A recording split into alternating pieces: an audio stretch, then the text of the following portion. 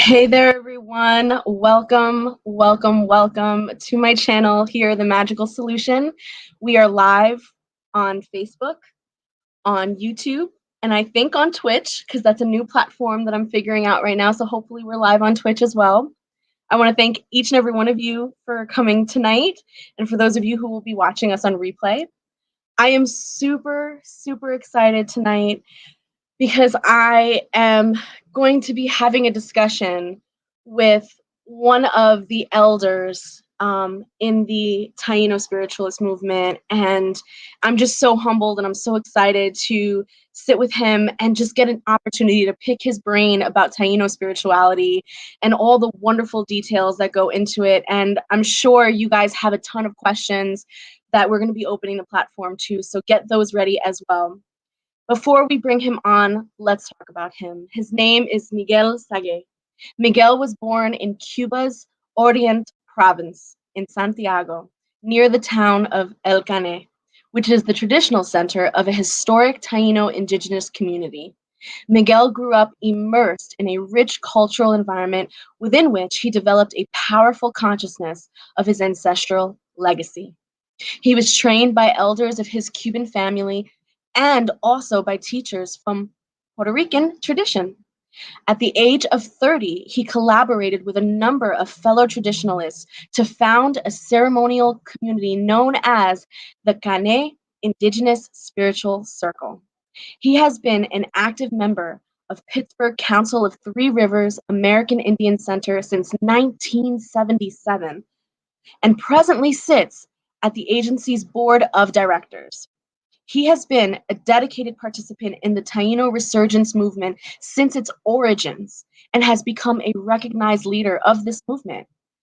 At the age of 70, Miguel currently holds the position of Behike, a spiritual guide in the Caney Circle and mountains, a busy schedule of ceremony and teaching throughout the United States and the Caribbean. I don't even know what else to say. Without further ado, let's bring him on. Hey, how are you? Takahi sister, thank you so very much for having me in your show. It's a real honor and it's a real pleasure to be here with you. Thank you so much. Thank you for saying yes. Tonight is going to be a wonderful night. We're going to be talking about all kinds of wonderful things, and I'm super excited. How are you feeling about it? I'm feeling very well. I'm feeling very happy to be here with you. I do want to ask you a favor though. I want to ask you permission to begin before we even start talking by making a very brief invocation to all of the spirits to give us energy, to give us positivity, to project the best of what we are in this tradition, if you will allow me to do that. I would be honored. I would love that. Please. And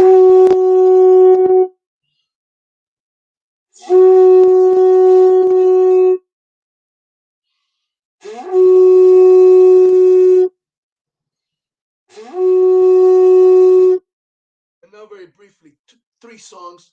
One song is dedicated to Mother Earth and the spirit of the waters of the earth, whose name is Atabe, the cosmic matriarch. Taino Tiwakiata, Taino Tiwakiata, Taino Tiwakiata, Taino Tiwakiata. Are tu areito turei, are tu areito atabe, Taino Tiwakiata, Taino Tiwakiata. The second song is dedicated to Yokahu, who is the Lord of life and the spirit of the heavens. He is the male energy spirit of our tradition. He and Atabe together form the unity, the harmonious unity that we call Gaya Wature, the Great Spirit. Tairoti Bobatum, Wakia Babature, Tairoti Bobatum, Wakia Baba Tureito, Yoka Baba Horokosi, Wakia Baba Tureito, Yoka Baba Horokosi, Wakia Baba Tureito, Taino Indigenous, Wakia Baba Tureito. And finally, the song of the four directions, Achiano, Koromo, Rakuno, and Sobaiko. Kaneyata, kaneyata, aea, kaneyata. Kubareto, washaruai, aea, kaneyata. Kubareto, wanahuai, aea, kaneyba. Kaneyata, kaneyata, aea, kaneyata. Kaneyba, kaneyba, aea, kaneyba. Kubareto, koromoai, aea, kaneyata. Kubareto, bukaruai, aea, kaneyba. Kaneyata, kaneyata, aea, kaneyata. Kaneyba, kaneyba, aea, kaneyba.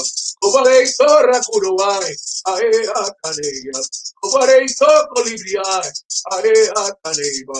Kaneyata, kaneyata, aea, kaneyata. Kaneyba, kaneyba, aea, kaneyba. Kubareto, sobaikuai, aea, kaneyata. Kubareto, wanaguawai, aea, kaneyba. Thank you, sister, for allowing me to do this.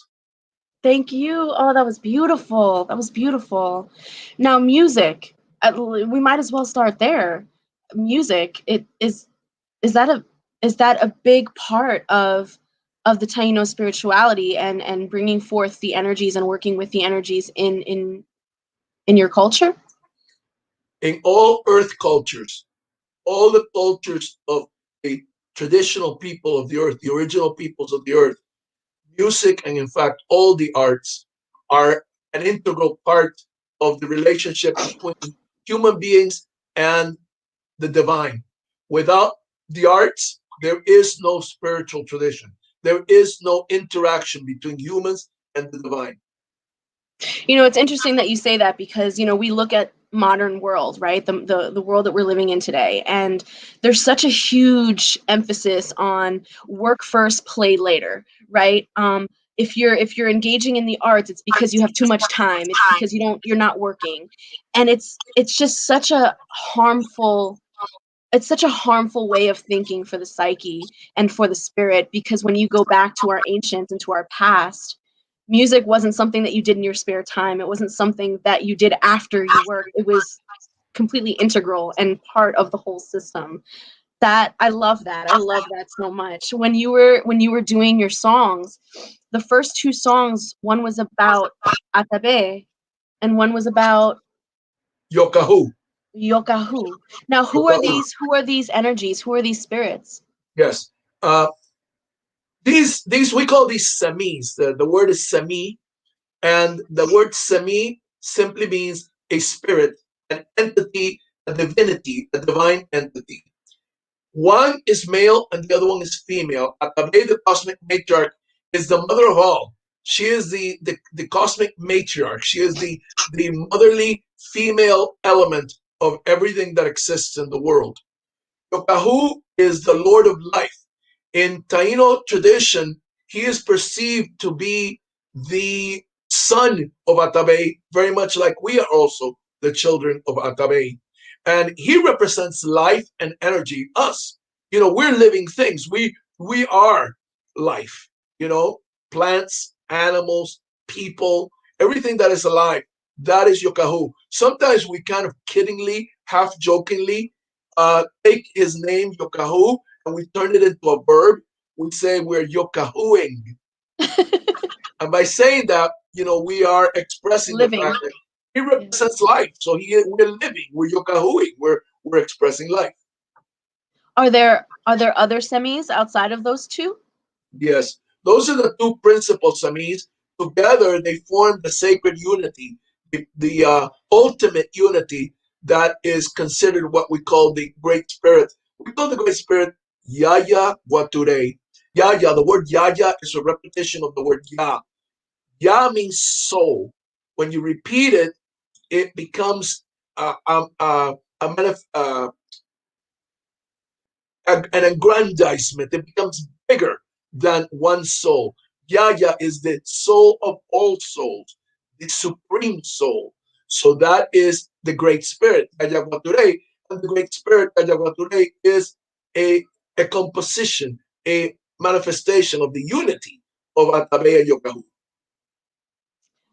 So are the semis, are these energies more so a representation of the energies of nature and land and spirits and animals, or are they more ancestral, meaning were they once alive, were they once people and then became semis, or are these energies of the actual nature and energies of nature? Yeah. So there's different schools of thought on this uh, process, as they are on everything about Taino culture and Taino spirituality. So what I am presenting to you is what we in the Caney Circle teach. So we don't believe that the Samis are uh, divinized or ancestors. Ancestors, we use a different word for ancestor spirits. We use the word opia or hupia. It literally is the word that we use for somebody that has crossed over and is now in the realm of the dead, in the realm of the ancestors. So that's upias. Semis are divinities that represent, like you say, the energies of the universe. Like, for instance, we have a semi that represents hurricanes. His name is Huracan, which is the word from which we get the word hurricane. So when you say the word hurricane, you're speaking Taino, right? Right. So we also have a semi called Boinayel, which is the spirit of rain, the life-giving rains that especially take place at this time of the year, in late spring, early summer. In the Caribbean, it's when the life-giving rains of the rainy season begin to intensify in late May, early June. That is Boinayel. He weeps. His tears are the raindrops, and they're not tears of sadness, they're tears of compassion, because it is through that compassionate tear shedding that we live, that we are maintained and sustained. That's interesting, because the way that you're describing them, so they're not deified, but yet they are still primal forces of nature, very spiritual primal forces of nature. So it almost sounds like they're almost like brothers and sisters of us that we kind of co-create with and co-mingle with our energies. Does that sound right? Yeah, we believe in the Caney Circle. We teach that our spiritual tradition is what we call an animistic tradition. What is animism? Animism is a concept that understands that everything has a certain form of life, like this seashell, this conch shell. It has a form of life in and of itself. This stone here, this little pebble, it has a form of life. Everything that exists has a form of life that is inherent to it. So some life is different from other life. Biological life, like the one that I do have, is different from the life of this mineral here. But everything is alive. That's called animism. And some energies, some entities have stronger life forces than others. For instance, a hurricane has a very strong form of life. So those uh, there's like a hierarchy of of of animism, of things that are have life within them, and the higher levels of these are the semis. We have a semi for hurricanes. We have a semi for the rain. We have a semi that represents the activity that goes on when you cultivate our sacred food, and yuca, which some people call cassava or manioc. Uh, there's a whole spirit that's just dedicated to the cultivation of manioc.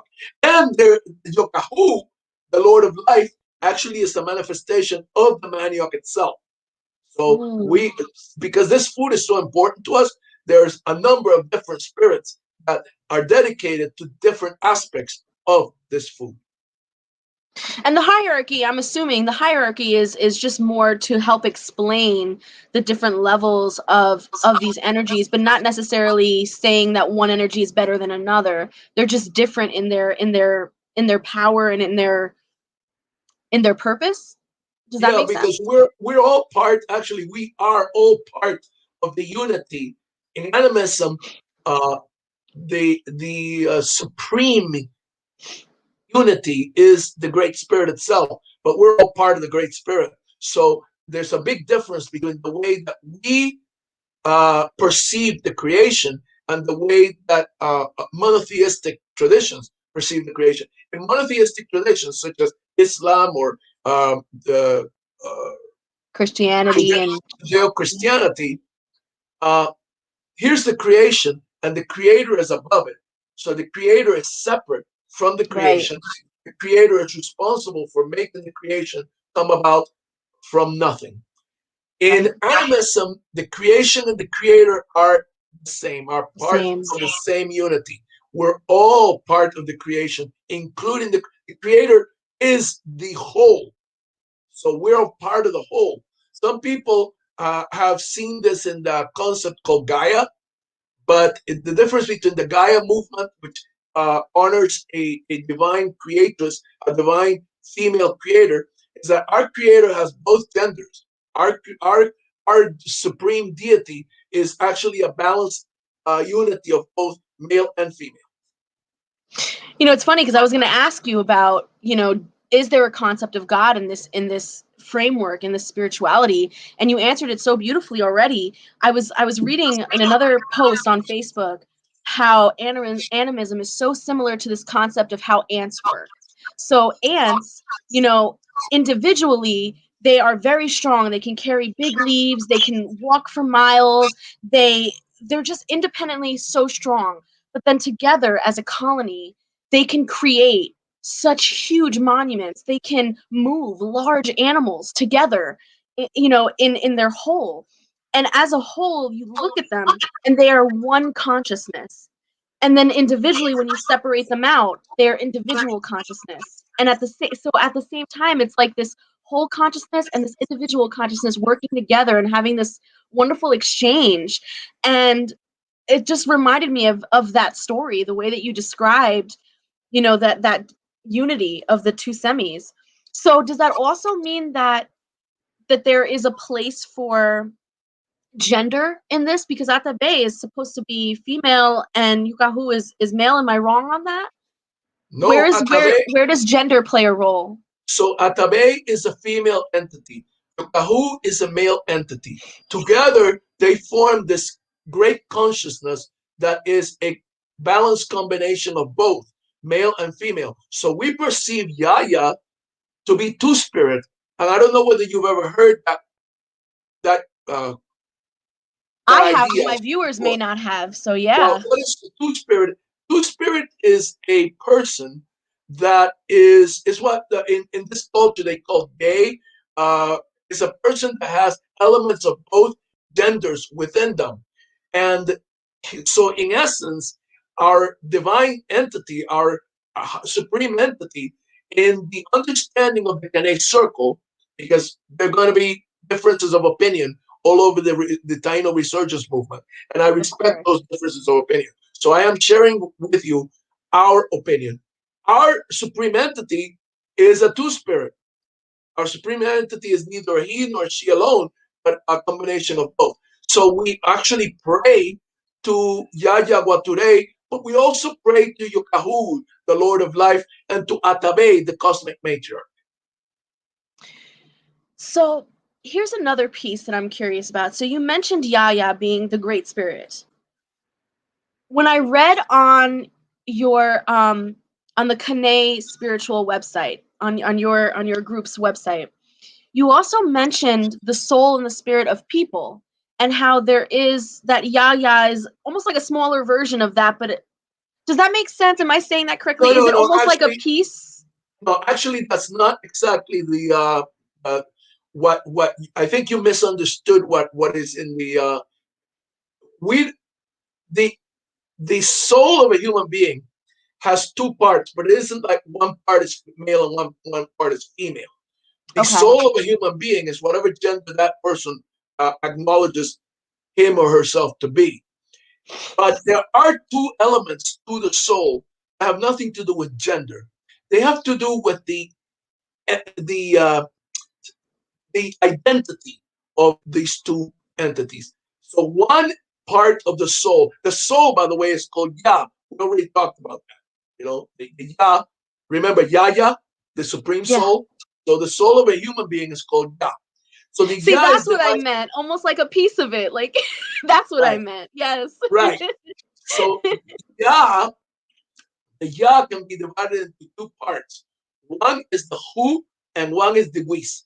The Guis is the one that's associated with the head of the face. In fact, the word for face or mask is Waisa, which is a word that's associated with the word Guis. And the ancient Tainos associated the face with consciousness, the ability to feel, to see, to hear. A lot of the senses are actually concentrated in the head Yes. and in the face. Your eyes are there, your nose, you can smell, you taste with your mouth, you can feel with your cheeks, you hear with your ears. So that unit of the human body is the residence of the guis.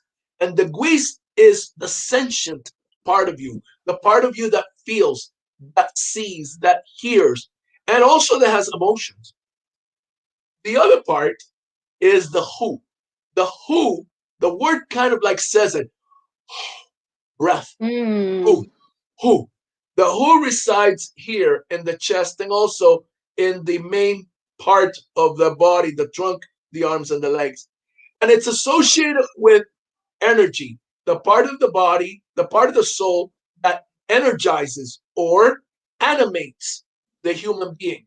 It allows us to run, to jump, to scream, to laugh, to do active things. That is the who.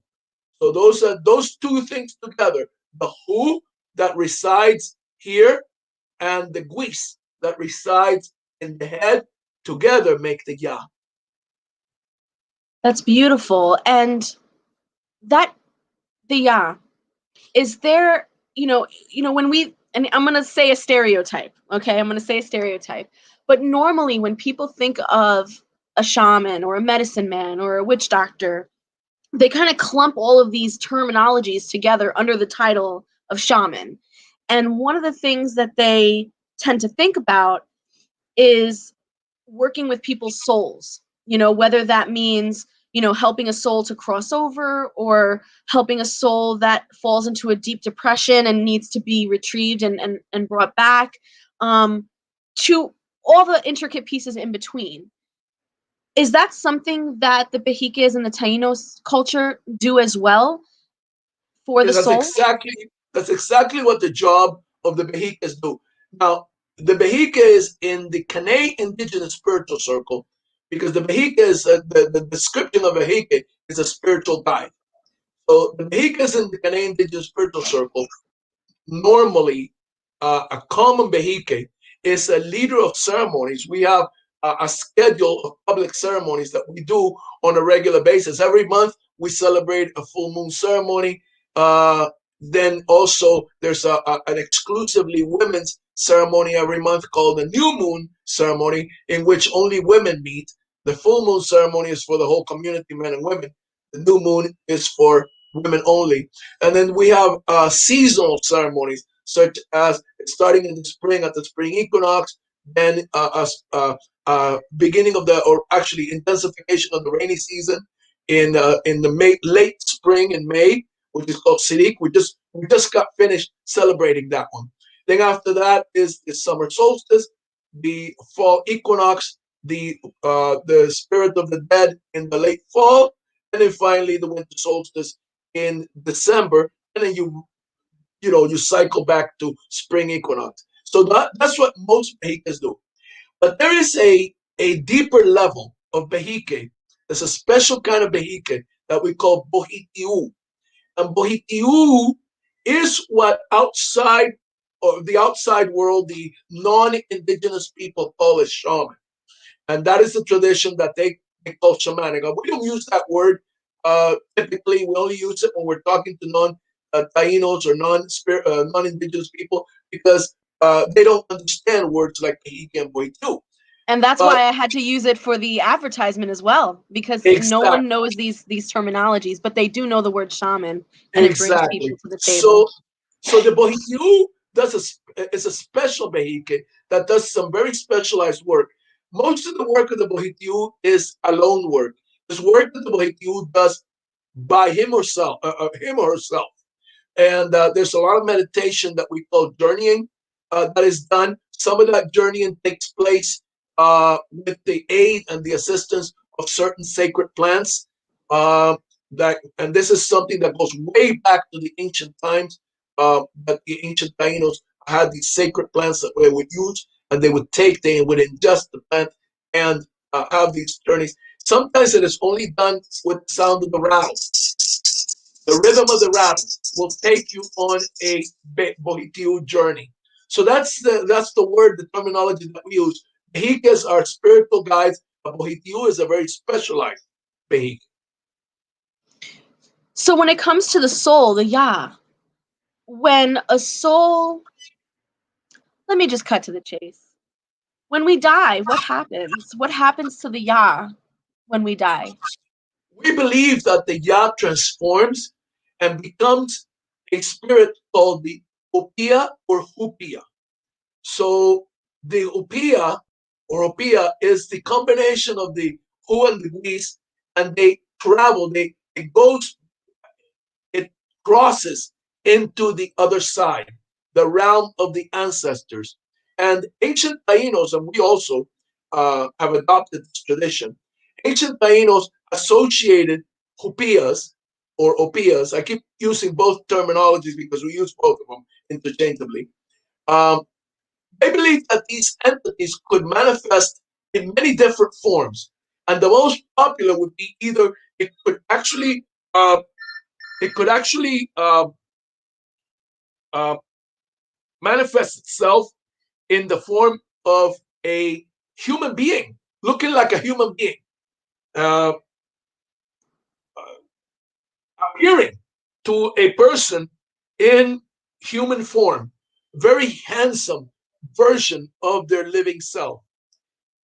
Also, they can also manifest in the form of bats and appear in the form of a bat.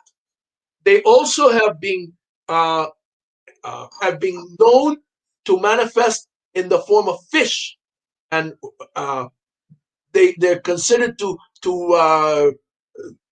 live or exist in the form of fish. So there's all these different manifestations that the opias can manifest, and we believe that opias can then recycle themselves and come back as a form of reincarnation, which was actually researched very extensively by a researcher called Maria Proviones Bishop in a book that she wrote called The Baba.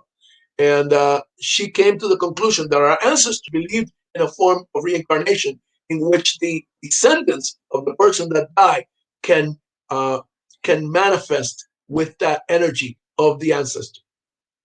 So you feel so was the theory more so that the reincarnation happens within the bloodline of the descendants of that person, or can the reincarnation happen to anyone who's born after that person? We really believe that the reincarnation usually takes place within the family of the person that died. So, in that respect, it differs from reincarnation beliefs in other cultures. The most, and that is the most prevalent among researchers that research Taino culture and the culture of some of our related tribes of South America, because our ancestors came into the Caribbean from South America and they retained some of those traditions, is that the reincarnated person is actually a descendant of the person whose soul they reincarnate. So what about Yas or Opias who were not so good when they were alive? You know, is there a concept of good and evil in the Taino spirituality? There's definitely a perception and a concept of things uh, that are appropriate for the good of the people, the good of the community, or inappropriate and not right. But we don't have that sharp demarcation of uh, a hell and a heaven, if you will, that you have in some of the most monotheistic traditions. We don't bad Tainos don't go to hell. They go to the same place that the others do. But the problem with a Taino that has not lived an appropriate life is that they leave an energy behind that we call maboya, and that negativity can last for a long time, and it's really it's not a good thing that they leave behind. We really try not to leave that behind because it's a terrible legacy for ourselves and our community to leave that energy of a maboya behind. You know, I love that you said that, because this idea of appropriate for the community or not appropriate for the community, I love how you took the individualization piece of it out, because I think a huge part of modern thinking and this idea of like the American, because we're here in America, so this American thought of individualization, pulling yourself up by your bootstraps, and you know, if you have an issue, it's yours and yours alone. If you're suffering, it's your fault, no one else. Like, it's very just on the individual and less on how the community helps that individual and how that individual helps the community and that exchange. And so I love how you said that it's not really an idea of good and evil, but whether or not it's appropriate or not appropriate for the community, and whether or not it's been elevated. I think that's beautiful. Did I phrase that? Did I summarize that correctly? You hit it right on the head. Indigenous culture is very community oriented. And the whole concept of rugged individualism is anathema. It is taboo. I mean, really taboo. It can get the whole concept of rugged individualism can become a serious mythological issue in indigenous culture. I'm going to give you an example. In the sacred creation story of the Mayas, the Popol Vuh, there is an episode in which these young boys are going to erect a sacred temple, sacred structure, and they have this big log that they're all bringing together and they're all working together to bring this. And this entity, this creature that is the son of one of the most negative spirits of the universe, sees them, and he says, "Hey, you guys look like you're having a lot of trouble. Here, let me." And he grabs the stick and he takes it to where they are going all by himself, and he puts it there for them. He said, "See, I can do this all by myself." That moment in the legend, in the myth, is such an important moment that these young boys, they're so angry and upset at what he just did, because it was almost like a desecration of the sacred act that they were doing, is to take this thing and do it all by himself and show off his strength. They actually plan to kill him. That's how serious it gets. Yeah. That's an important aspect of what we consider to be communal behavior. We perceive to be communal behavior to be the highest form of behavior, and the whole idea of the rugged individualism is not a cool thing. You know how you see here in this culture that we live in now, you see the whole idea of, oh, don't, you guys are a bunch of sheep. You all follow, you all do this together. I am different. I'm going it alone. I'm going this on my own. That whole thing is anathema. It is not the way we believe. And it's honestly not how we survived. I mean, the reason why we got here, the reason how we've made it so long as a species, was because we did it together. We're a social species. So the whole idea of rugged individualism is so goofy and anti-human. Yeah. And I think and I think this is also a moment where we have to pause and start to think about what that looks like in terms of spirituality too, because one of the beautiful things that you expressed was the fact that Taino spirituality is animistic in its nature, and so everything has a soul.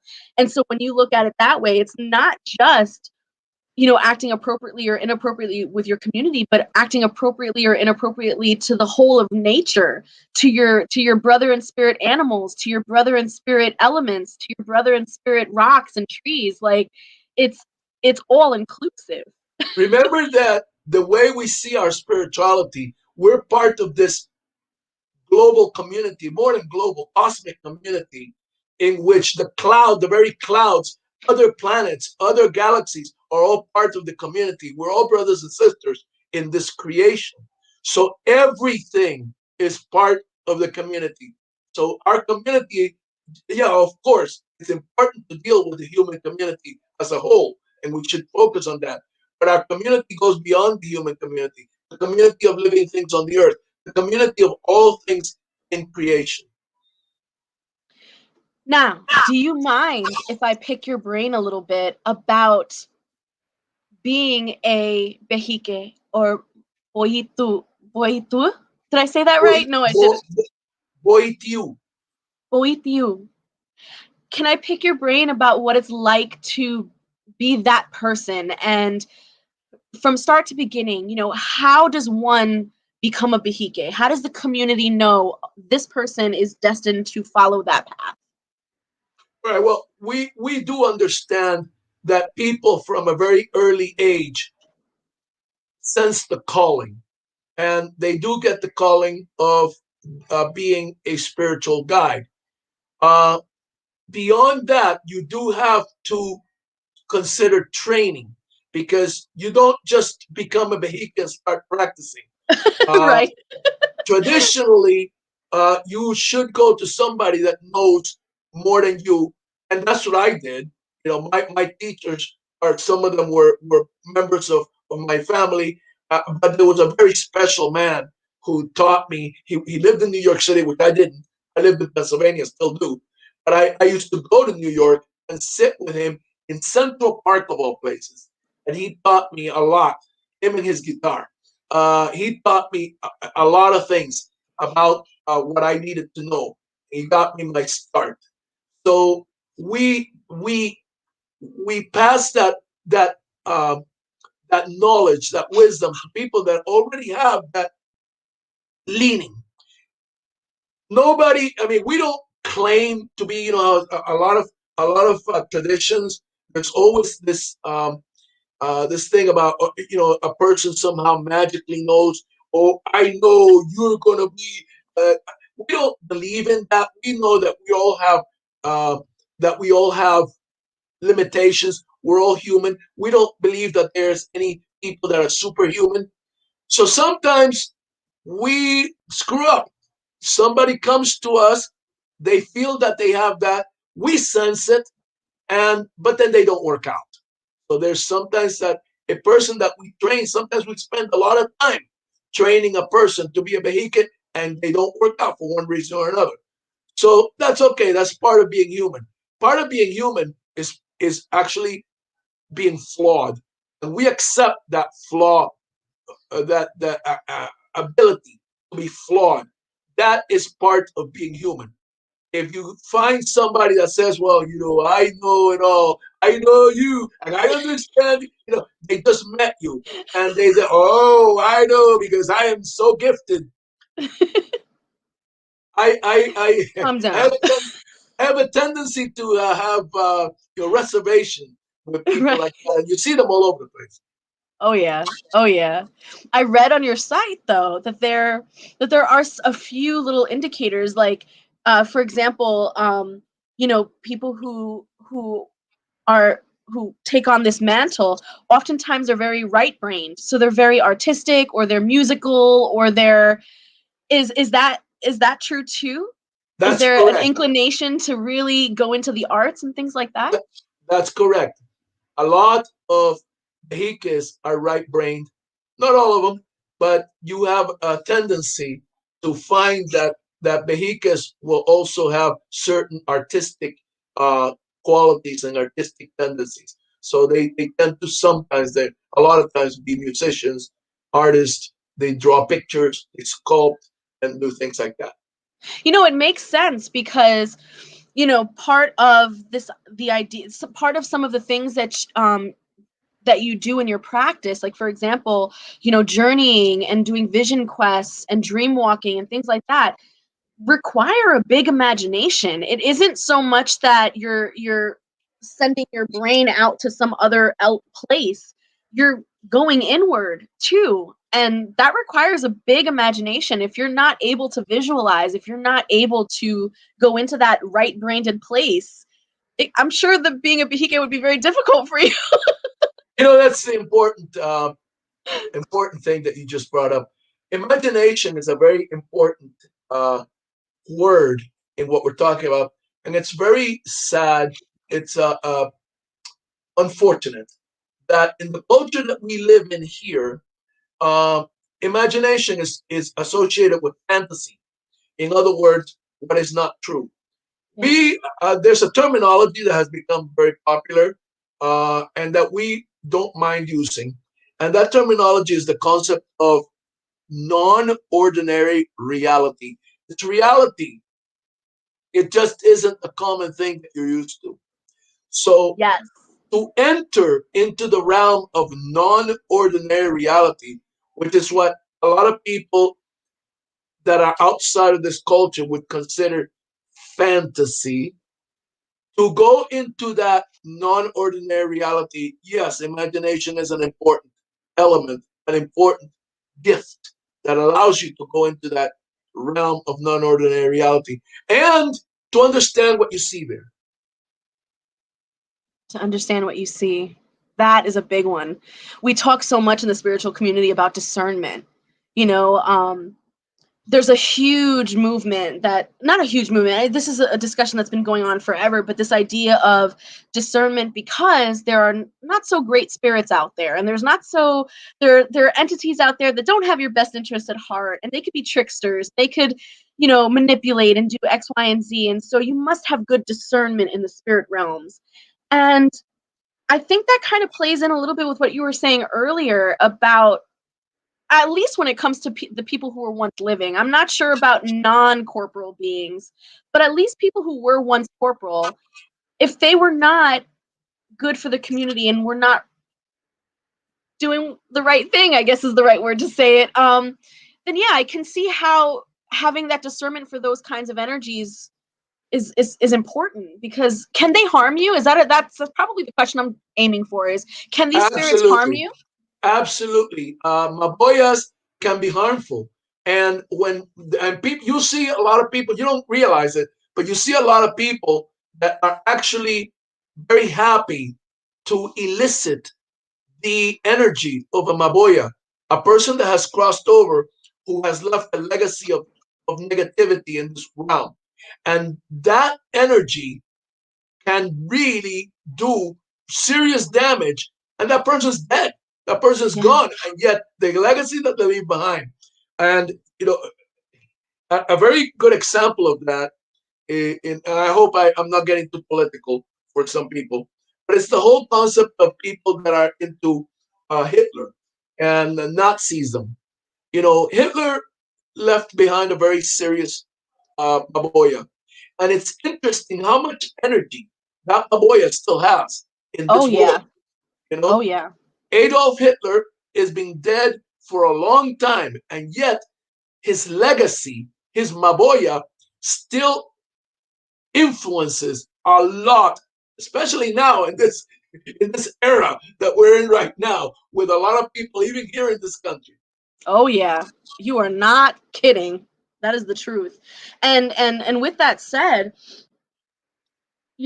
part of the Behike's role, um, do you protect the people from these spirits, or can you remove them and cleanse them and send them off? Are there special ceremonies that you should do when a person dies to ensure that they don't leave any of that energy behind? Am I allowed to ask that? I'm sorry. Of course. Uh, Lailani, I told you you're allowed to ask anything you want to. I told you that before we started. Um, Listen, Maboyas, you can't control a Maboya leaving a legacy. That's impossible. What you can control is what kind of an impact a Maboya has on a living person, on a person here in the realm of ordinary reality. And yes, one of the jobs, one of the tasks of a boitiu is to provide protection to individuals. You know, a very important task of boitius is to go to somebody's house if called, if they reach out to you, is to go to somebody's house and do ceremonies to protect that person from maboyas.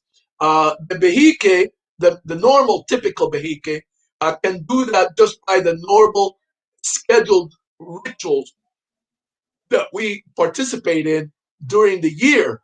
That in itself creates a positive energy that can be protective. But if an individual calls you, they get on the phone, they email you, or they send you a message saying, brother, I really need your help. Then the boitiu goes to that person's house, and that person is, in that point, is or she is behaving as a boitiu, because they go to a person's house, they have this face-to-face, one-to-one interaction to help that person individual. So if I can ask, if we were to start, if you were to say that a Behike starter pack, if you were to put together a little backpack of all the things that you need to carry around with you for any situation that might arise, what would be like your top 5 things that you should have? Ah! See, I told you I was psychic. I told you that I have gifts. So what would you tell the people? What would be in that bag This for is a the most Behike? important tool that a Behike has, is the rattle.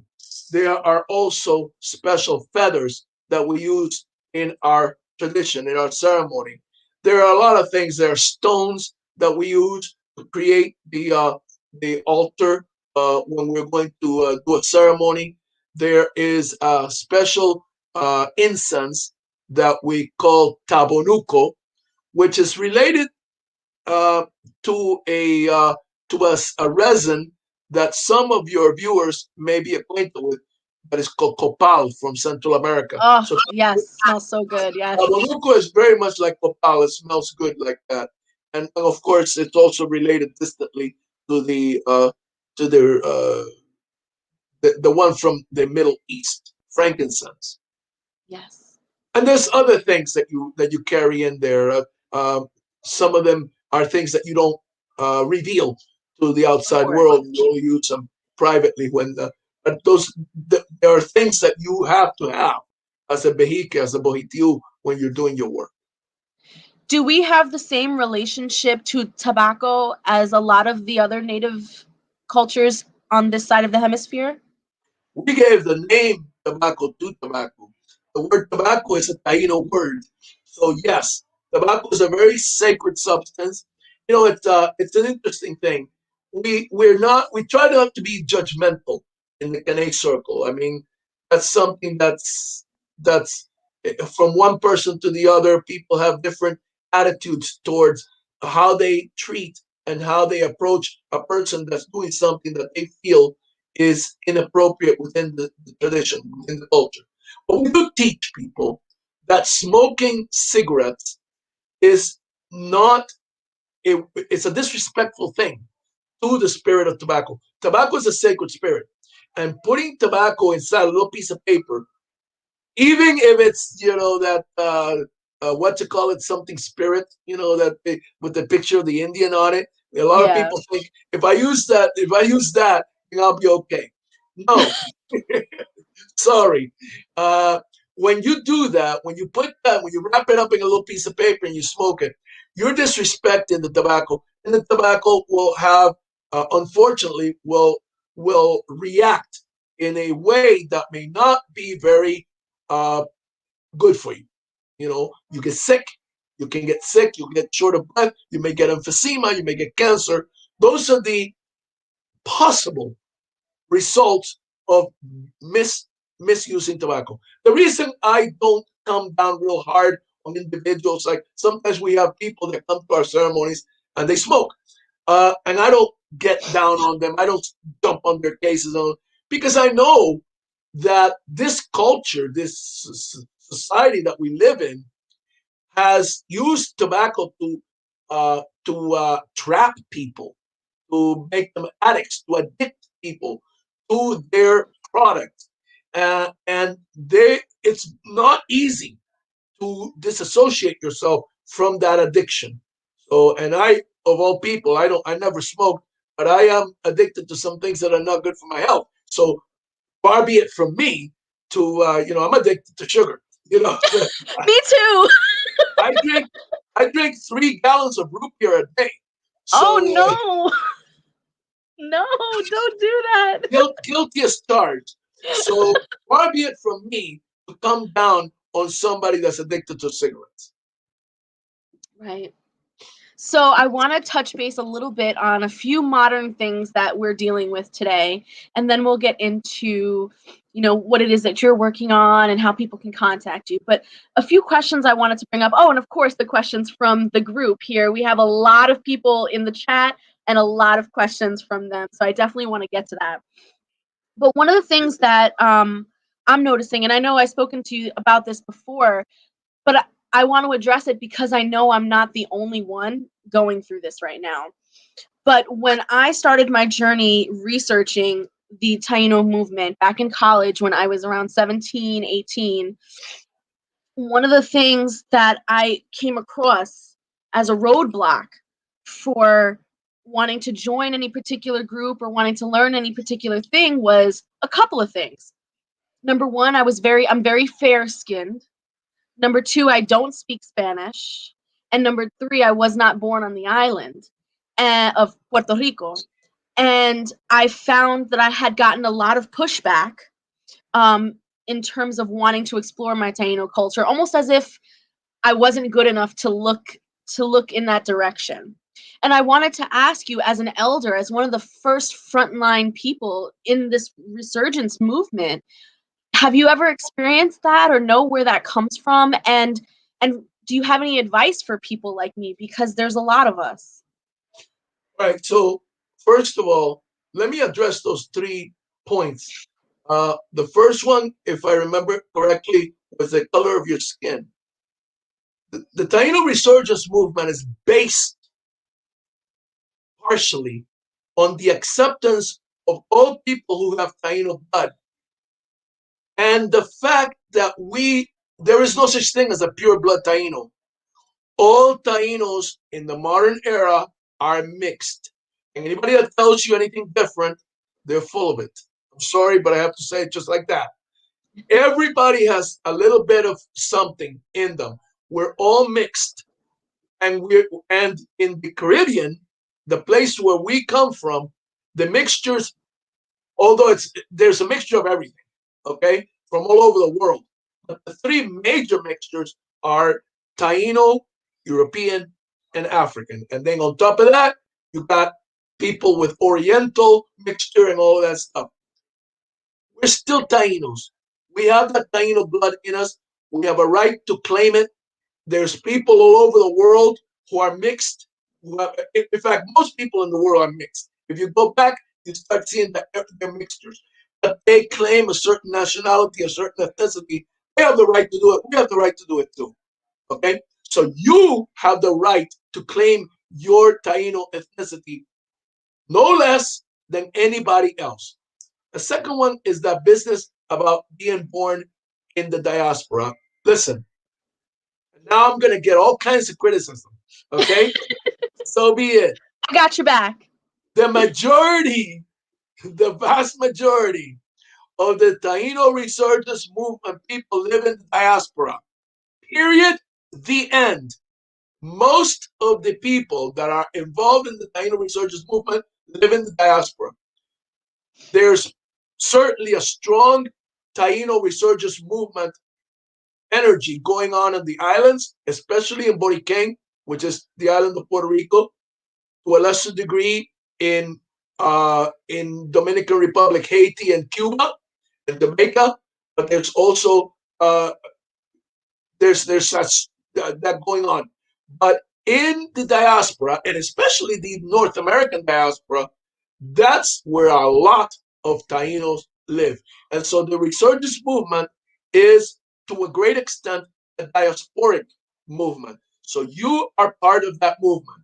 You are part of that sacredness, of that spiritual tradition. Okay? So if you were born outside of the islands, you're still a Taina. You're still a Taina. And the third is that language thing. That's the weirdest one of all. Me Okay? too. I always thought that was weird because it's like Spanish. we don't even, the Tainos never spoke Spanish either. So why are you getting on me? Spanish is a colonial language. Okay? El español es una lengua cultural. Yes. So talking to people and putting them down because they don't speak Spanish is ridiculous. It's absurd. Okay? We are Tainos. Our ancient language was destroyed to the point that we're struggling right now to reconstruct it. And we will. We will succeed in reconstructing. I know that. I have that faith, okay, that we will reconstruct our ancient language. But for the time being, we will speak languages like we're doing right now, colonial languages, until we get that whole other thing straightened out with our own language. And then in the future, you and I will be speaking Taino. Woo! Yes. Thank you for that. Thank you for that. There are so many people that are going through the same thing that I'm going through, and that frustration and feeling, you know, those roadblocks. So to hear it from an elder that says, you know what, keep learning.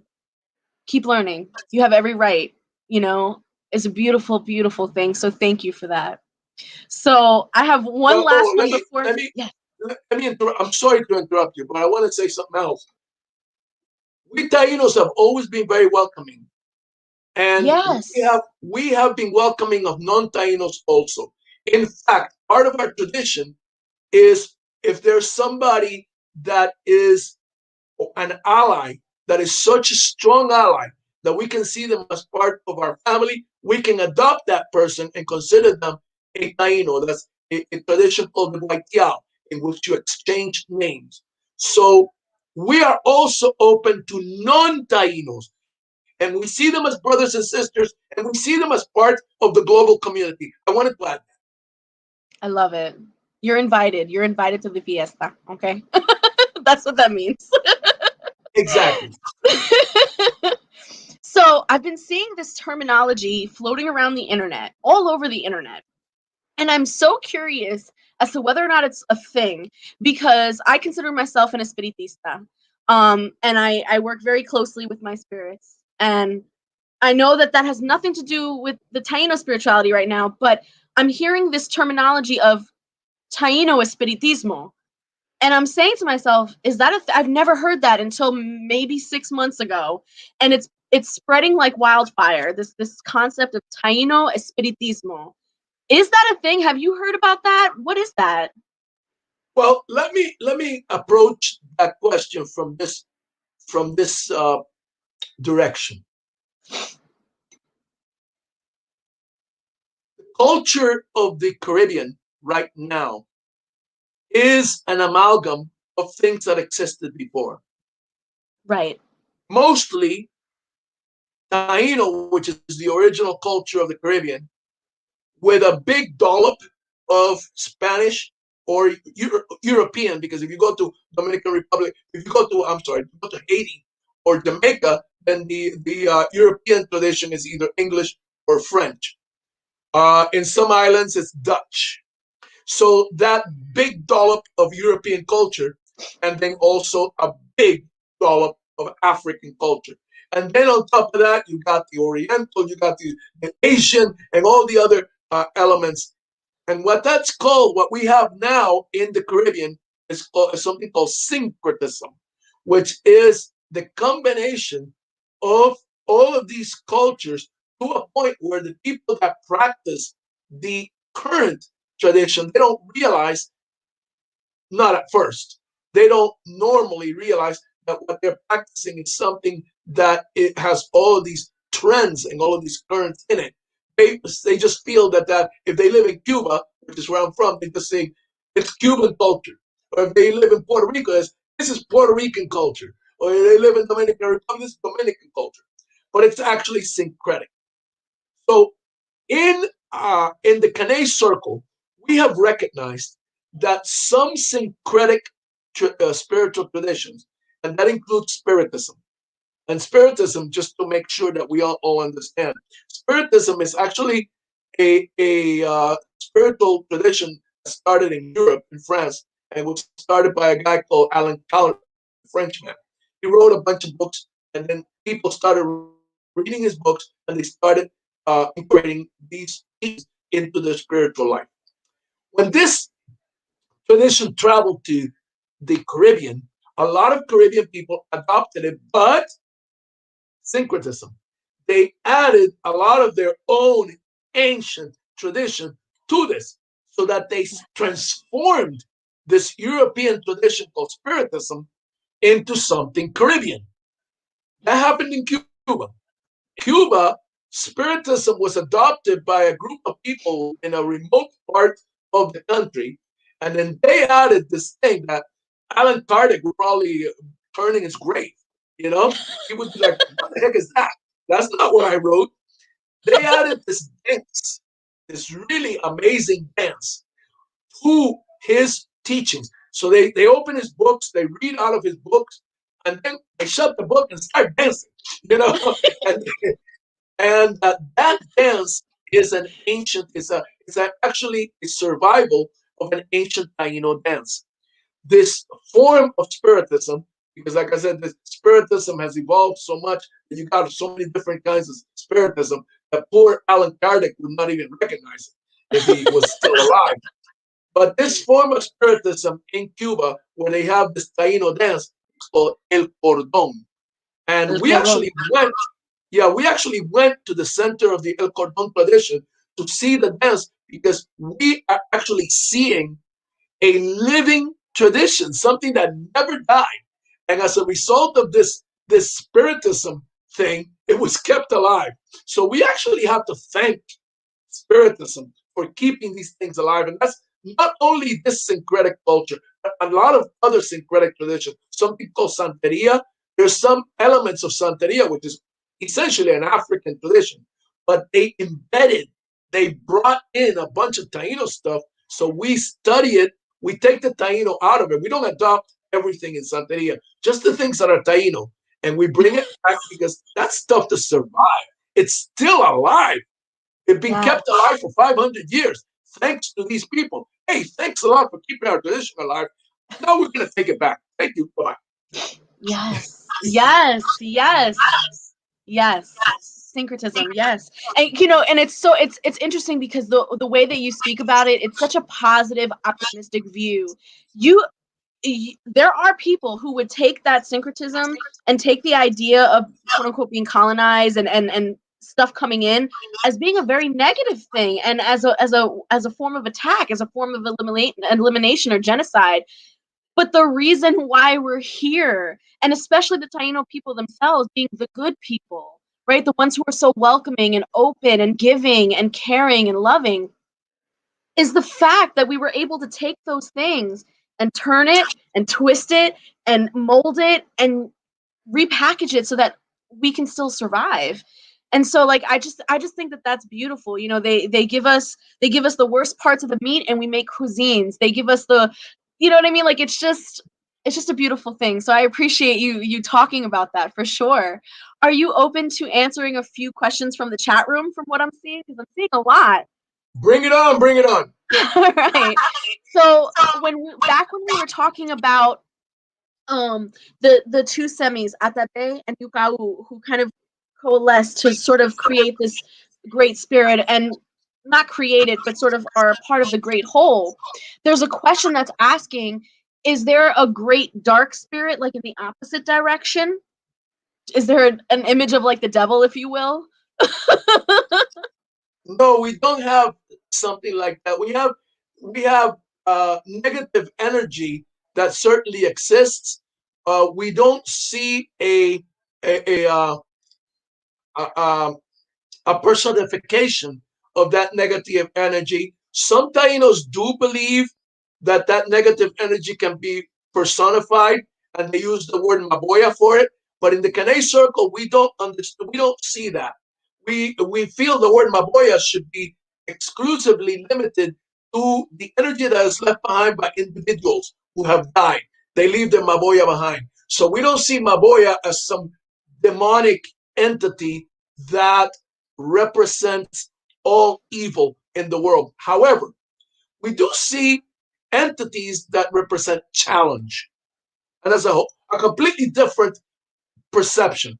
These entities are not some fundamentally evil, malevolent being, but they are very, very, very challenging. For instance, I'll give you two examples. One of them is Atabe's other manifestation. Atabe manifests herself as a motherly, uh, nourishing, uh, cherishing entity in one manifestation, but she can turn around and manifest herself as a destroyer, kind of like what is that? The Hindus have a female destroyer spirit. Yeah, like Kali, right?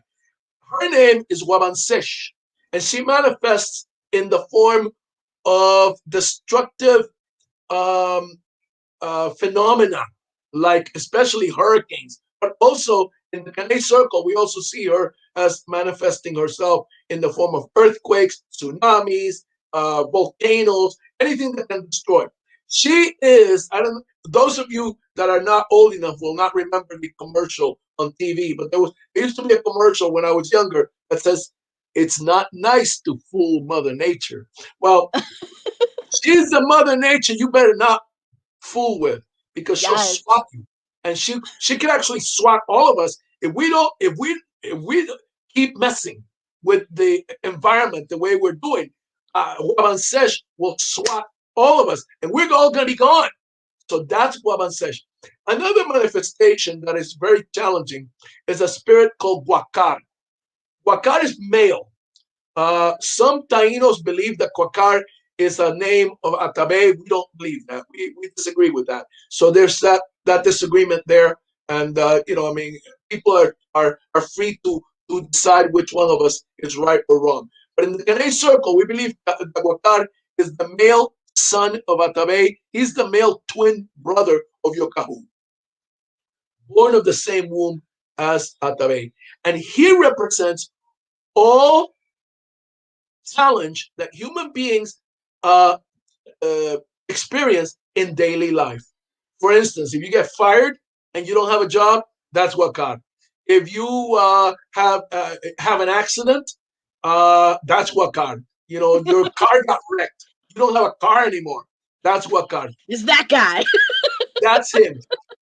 Wakar is considered to be the spirit of experience. We believe that we can learn from the things that happen to us that are negative, that are challenging, the challenging things that happen to us throughout our lives. We can learn from those things. And so Wakar is not necessarily like a demonic devil.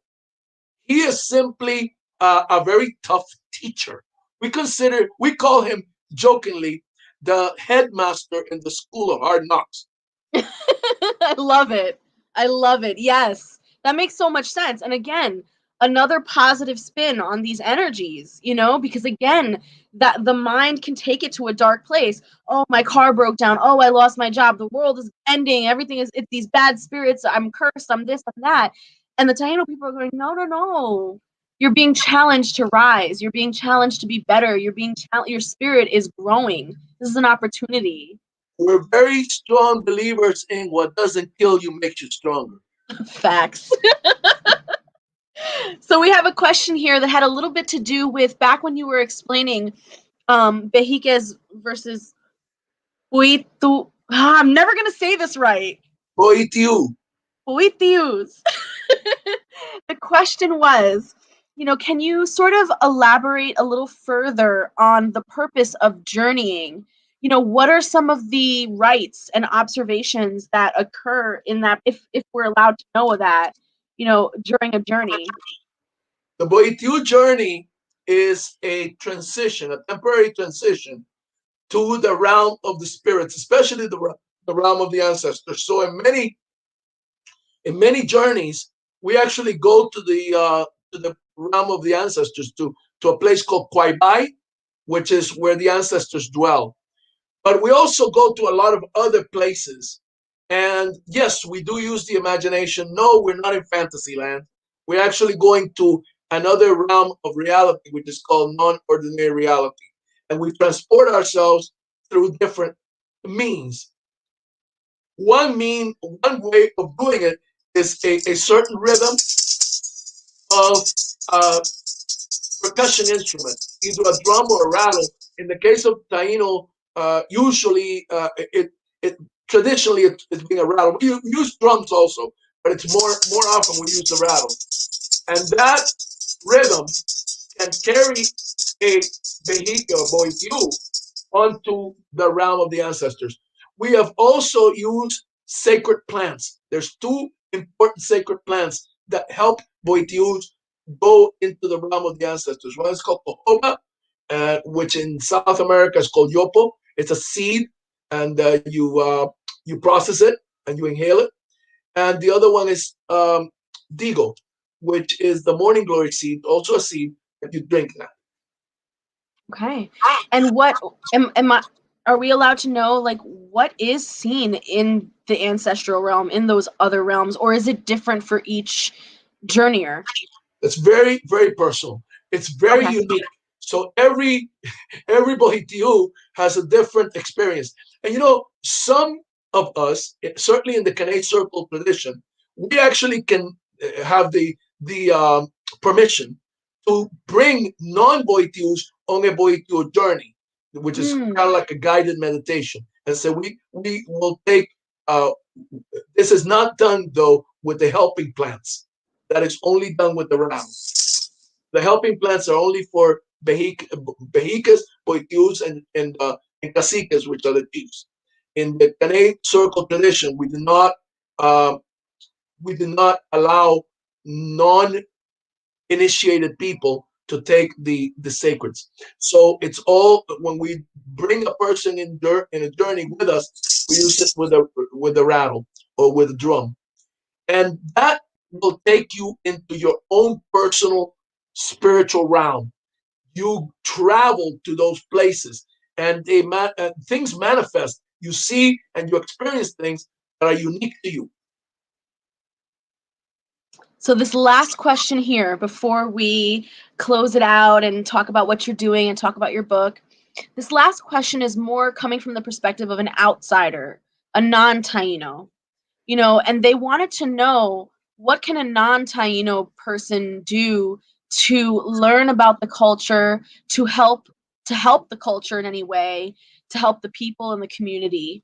And I mean, if I can partially answer that, I know you're going to definitely answer that from a spiritual perspective for sure. But if I can answer that a little bit, just from a modern day cultural perspective, right now, what's happening in Puerto Rico with, for example, that's just that island. There are so many other awful things that are happening in Haiti, Santo Domingo, Cuba that are happening. But right now, what's happening in Puerto Rico is we're getting an influx of basically a gentrification process happening. They're coming in, they're buying up all the land, they're jacking up all the prices for the land to starvation standards for the actual locals that are there, destroying jungles of life and habitat.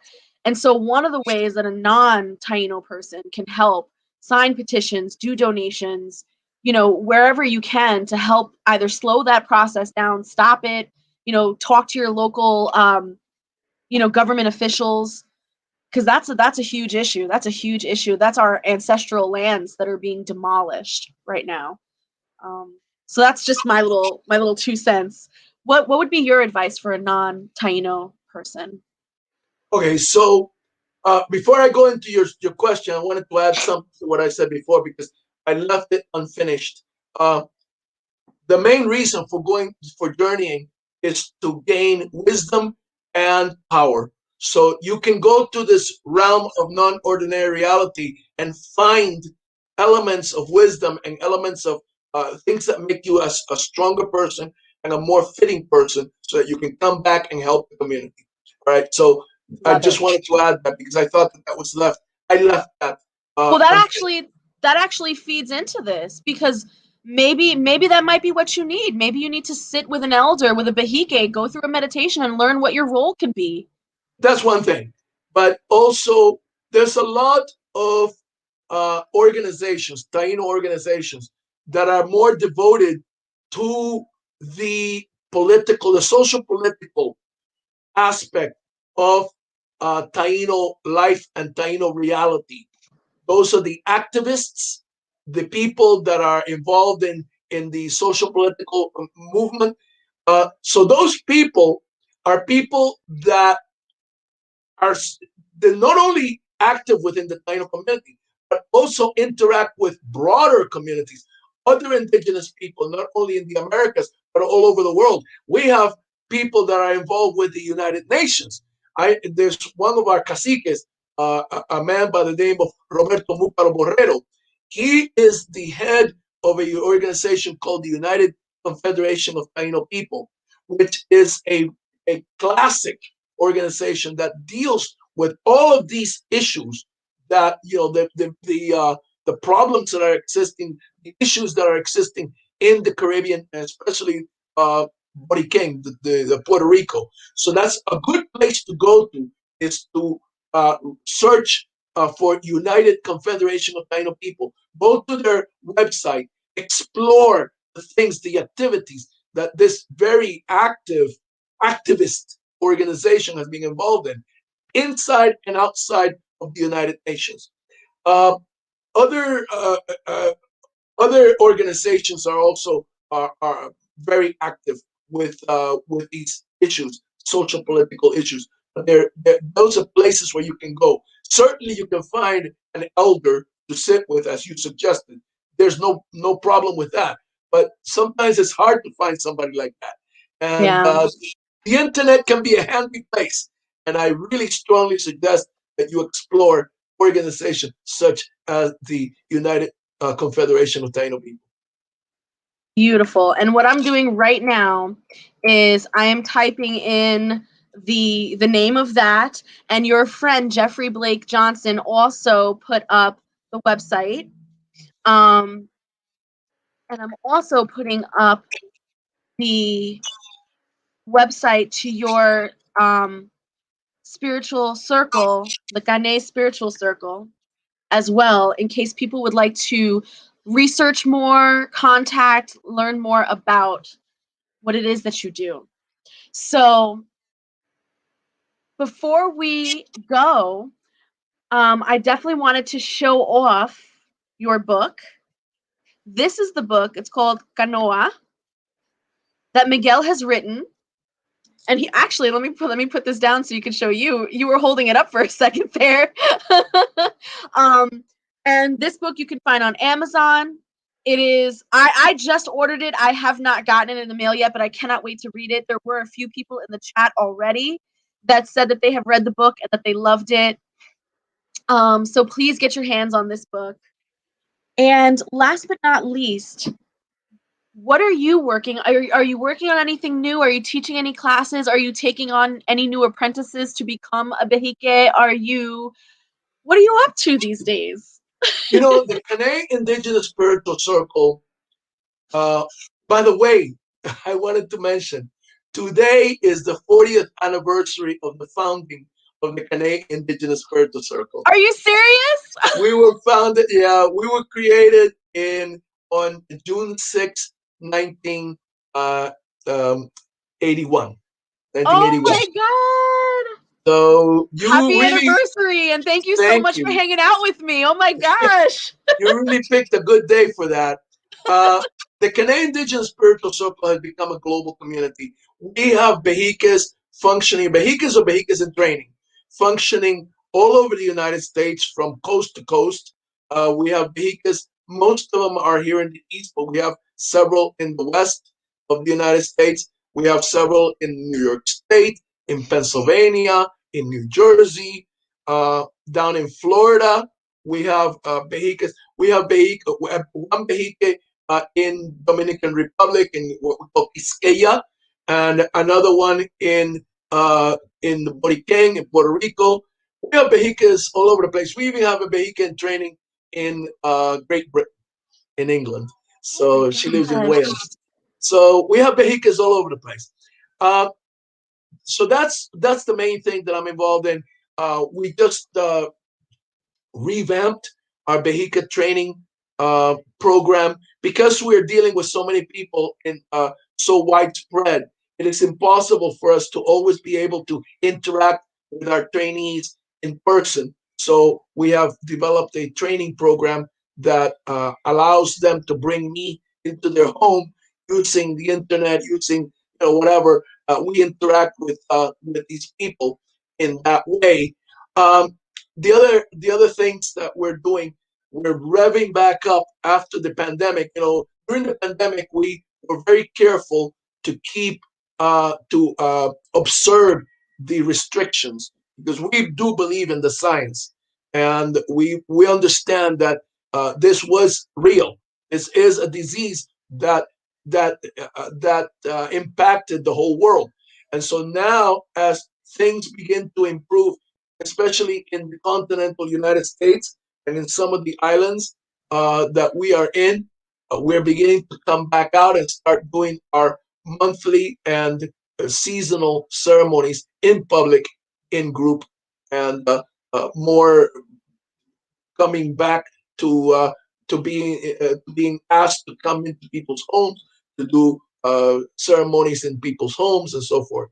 Weddings, we do weddings. We marry people, and we do crossing over ceremonies. We're just like just like any spiritual tradition. Awesome. So I just want to say thank you from the bottom of my heart. I am truly humbled to be sitting across from you because you're very important, man. You are very important, and just in our short time together prior to this live and during this live, I feel a very strong connection with you. And so I want to say thank you so much for blessing my channel and for being on here and for having the opportunity to talk to all of these people. You have a very few who know about the Taino culture, but the majority of them don't. And so for the first time, they're being exposed to this, and I'm glad it's with you. Thank you Lailani, so much. I want to thank you for having me here. I want to give you my sincere gratitude for allowing me to be in your program and giving me this opportunity to give people a better idea of who we Tainos are and what our spiritual tradition is. And in the Taino language, we have two words of gratitude. We say hahom, and we also say bomatun. Bo Martin. Ahom. I love it. All right, everyone. Thank you guys so much for hanging out with us tonight here on the Magical Solution live, Facebook, YouTube, and Twitch. Please like, comment, share, subscribe, let people know. And if you missed it, it's okay. You can catch the replay on my YouTube channel at the Magical Solution. And Miguel, thank you once again. Have a beautiful night, everybody.